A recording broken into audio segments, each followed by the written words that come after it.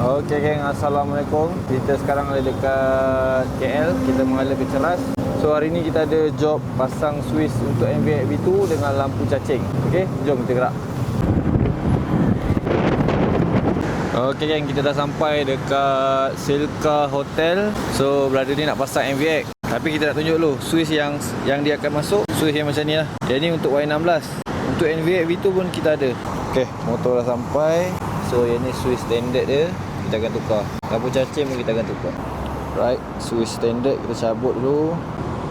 Okay, Swiss dah pasang. Lampu cacing dah pasang. Jadi kita test. Alright geng, dah siap dah. So motor ni kita masuk lampu cacing. Okay, lampu cacing terus menyala. Alright, dengan Swiss tembak-tembak original. Okay, Swiss ni dual function. Okay, kalau motor belum hidup, button merah ni button menu. Tekan ni, dia ada menu lah. So tak payah risau. So sekarang kita start. So sekarang menu dah tak jalan. Kita off semua lampu. Button merah ni terus jalan lampu pass beam. Second step, lampu dada boleh pass beam. Lepas tu atas sekali lampu rendah boleh pass beam.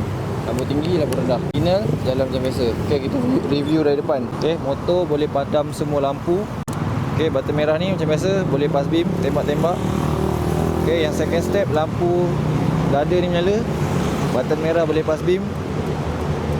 Yang last kali, lampu rendah pun boleh main pass beam.